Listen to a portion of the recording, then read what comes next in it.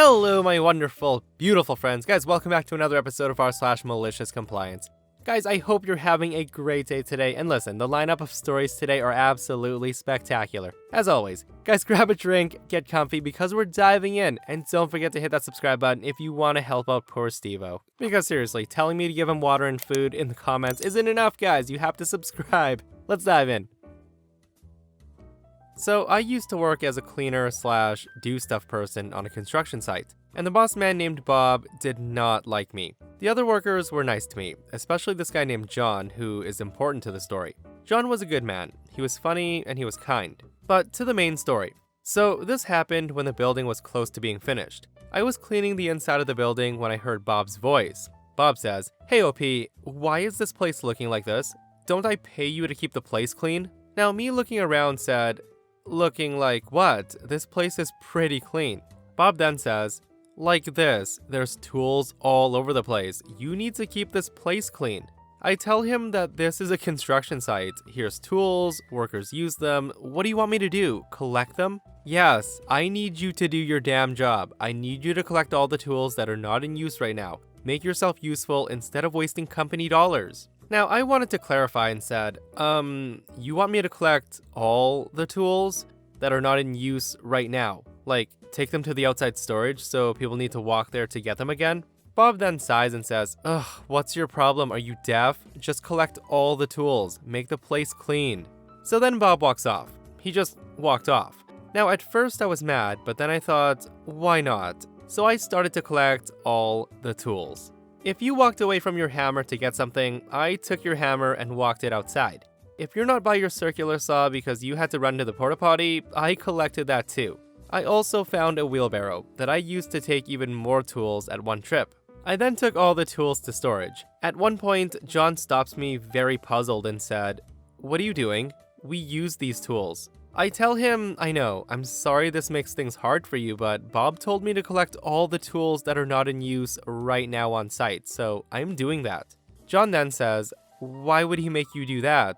I tell him I don't know, he told me to make myself useful and collect all the tools instead of standing around wasting company dollars. So at this point, John says that he'll go talk to him, and soon John comes back and says, "Hey, you didn't lie. Bob told me to let you do your job." I tell him, "Well, I guess I'll do my job." So I then took more tools to the storage. After like an hour or two, other workers start to complain that their things were missing. I explained what Bob was making me do, and my coworkers understood. Soon, my coworkers made signs that said, "I use this," or "This is mine, don't touch." And of course, I didn't take those tools again. Now, I had to explain my surprising enthusiasm to steal people's tools lots of times, but the workers were so nice that they just took more cardboard and made more signs. Soon, Bob starts to note the signs of the workers, and he wanted answers. He calls me up and says, "Hey, what are these signs doing here?" I told him, "Hey, the workers put them up." "Yeah, but why?" Now, before I have time to answer, John intervenes and says, "You told OP to collect all the tools. We had to put up signs to mark the tools that were constantly being put away." Bob says, "Okay, why didn't you put a stop to this?" John said, "You told me not to." I then tell him, "And because I've been running around gathering tools, I haven't done anything else all day." Bob demands, "Why not?" I tell him, "Because the tools, they're constantly coming back inside and no one uses them." So, long story short, I got yelled at, but it was worth it. Bob was very careful with instructions after that. Guys, I absolutely love this post, and especially that OP's coworkers and the people on site were so understanding and ended up making signs. They probably hated Bob too, which is hilarious. And I absolutely love this comment right here that says, "Bob is a tool. You should have collected him." Ain't that the truth? I'm a lawyer, and a friend from school reached out to ask for help dealing with an ambulance company. Now, none of the following is legal advice, and I am not your lawyer. With that said, on to the story. So, my friend had a parent that passed away in an ambulance while traveling between a nursing home and a hospital. So, the ambulance company sends my friend a bill, which she couldn't afford to pay, and was threatening to send the bill to collectors. I tell her, "Not a problem, friend. Your parent's estate is responsible for the bill, and you don't have a personal obligation to pay it. So they can't send it to collections in your name. Let me just mail them a short letter, and they should stop bothering you." So I then typed up a very polite letter, saying that this person has legal representation, please cease any and all shenanigans, etc., etc., and thought that was the end of this nonsense. So fast forward a few weeks when my friend sends a picture of another bill. Now, because the law is so cut and dry on debt collection, I assume the ambulance company had some computer or human error, which caused another letter to be sent. I tell her again, no worries friend, I bet someone messed this up. Let me give them a call real quick and I'll figure it out. So imagine a super cool montage of me working through a really long automated phone tree before talking to an actual human. So I finally get to speak to someone and said, hey, so I'm friend's lawyer. I sent a letter asking you to stop sending her collection notices. She got another notice yesterday, so I just wanted to figure out why and how to make sure these letters stop. Now in my head I'm thinking, surely this is going to be a quick call and we can all have a laugh about whatever error occurred. I think. So the person then tells me, we will stop sending her bills when she pays. I told him, but that's pretty illegal for like a lot of reasons. I can think of 3 right off the top of my head. So instead of me getting all riled up and starting a lawsuit, can we just come to an agreement? The person then tells me, it's not illegal. Try to sue us if you want our lawyers to explain it to you. Now at this point, she made me say the phrase that I hate more than any other phrase in the world. I said, may I speak with your manager please? The person then tells me, nope, I am the manager, and I'm also more familiar with the FDCPA than you. What we're doing is perfectly legal. Tell your friend to pay up and the collection notices will stop. So just a little info for you. The FDCPA stands for Federal Debt Collection Practices Act, and it sets out certain rules for what debt collectors can or cannot do. But some states like Texas has stronger rules which protects debtors. Now, I didn't know whether or not the ambulance company was violating any FDCPA things, but I knew for sure, and when a good lawyer says for sure, that means 100% for sure, that they were violating TDCPA, which is the Texas Debt Collections Practices Act. So I then tell the person, telling me that I don't know what I'm doing is rude. Hassling a friend after a parent passed away is shockingly rude. So I'm giving you one last chance before I hang up to angry type a lawsuit and angry file it. You don't want me to sue you on this because I will win.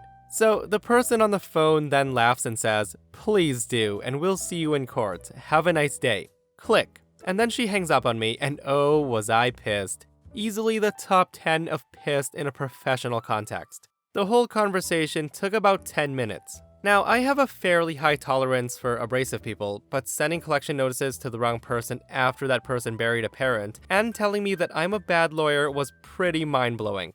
I literally started working on the complaint as soon as I hung up, because if I threaten to sue and you ask me to follow through, my hands are tied. So after I filed and the company was served, I'm assuming an actual lawyer read the complaint and thought, oh wow, we messed up here. So a very apologetic lawyer called and we reached an agreement to settle, which included an apology to my friend. My friends, having a lawyer friend like OP is so useful. Unfortunately, many people would have paid up after getting collection notices like this, and I know that I probably would have. Like, I don't think this was a, wow, I messed up moment here. I'm pretty sure they were thinking, oh crap, they called us out on the BS that we were pulling. So for those who caught my last episode of Malicious Compliance, OP is the same lawyer who helped a guy win a battle against his HOA. This guy's the sunflower guy. If you guys missed that story, it's absolutely incredible, and I will link it right here.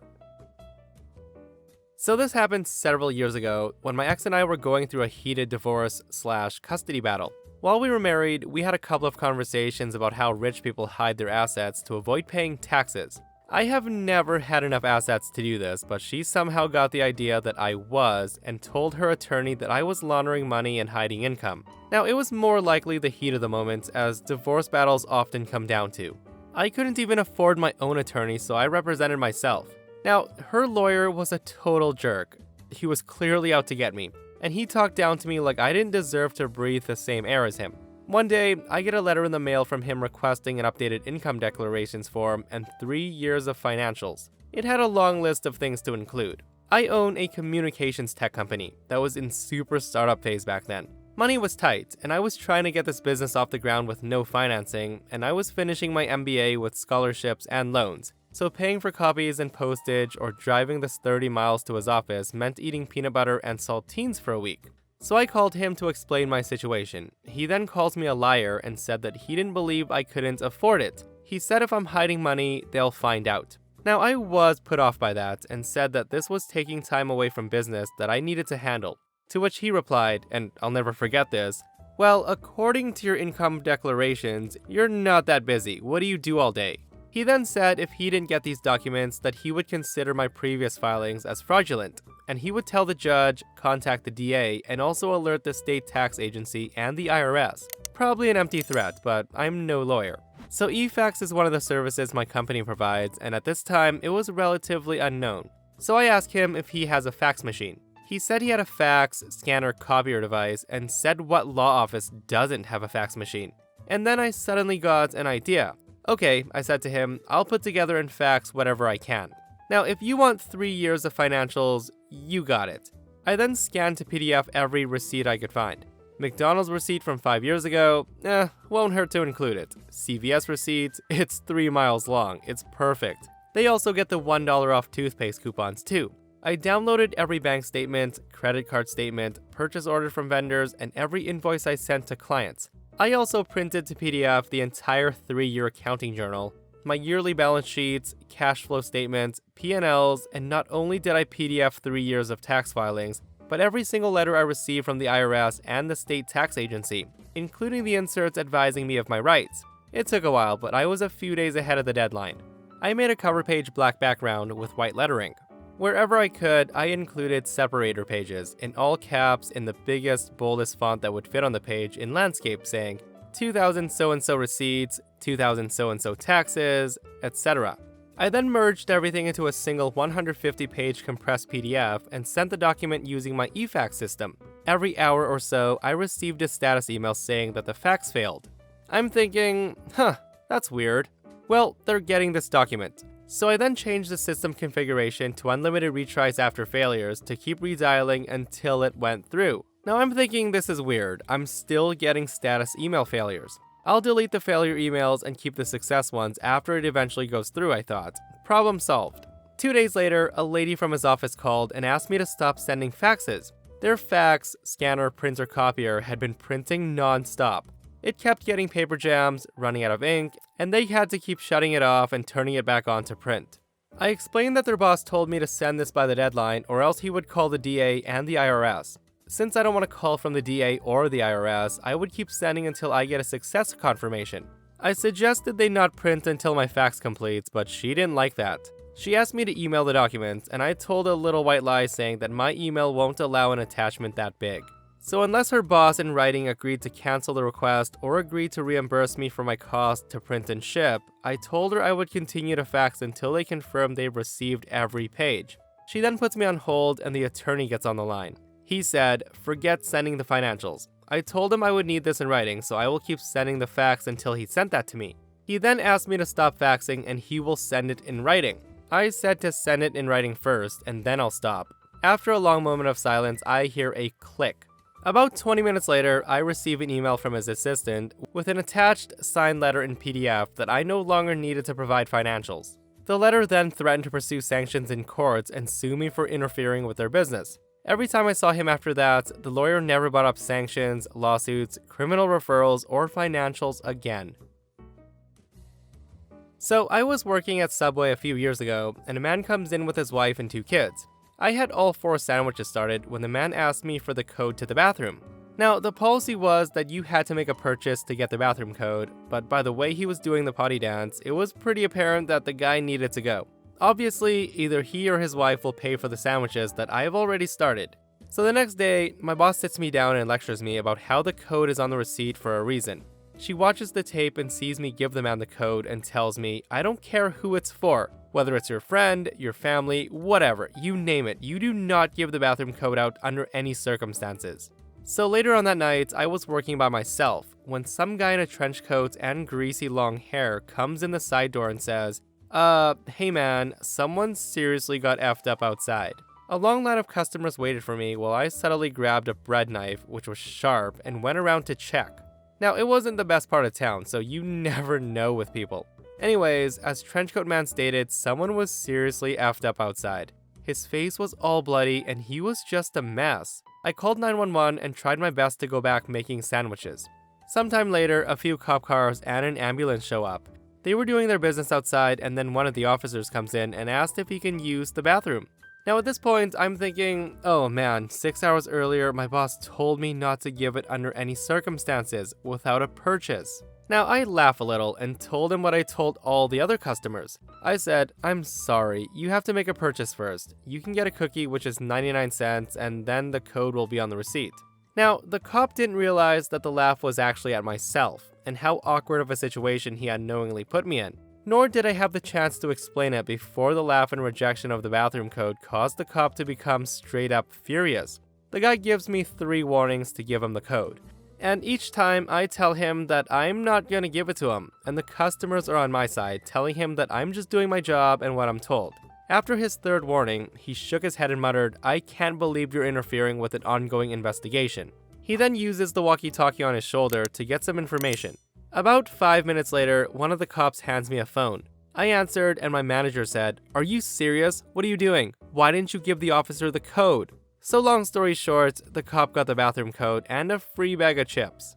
I love how OP stood his ground even when the officer gave him 3 warnings, and I love how the officer contacted OP's boss. Now at that point, I would have said, I am serious. Weren't you serious about telling me not to give the bathroom code to anyone under any circumstances? Now, this was back when I worked as a manager at a grocery store. I worked customer service, but when it would get busy, I would run to the register until it slowed down. One night, I had to take a few customers, and this one big guy comes in, and he was just in a really bad mood. He was huffing and puffing. He looked like he came straight out of Duck Dynasty, with beard, camo, hat, etc. So we finished the transaction, and I'm starting to head back to customer service when the guy looks at his root beer that he just bought and says, "Diet? I don't want diet. You know what? Forget it. I don't want any of this anymore. Just take it all back." So now I'm struggling to figure out why, 1, this is my fault, and 2, why can't he just switch it out for the regular soda?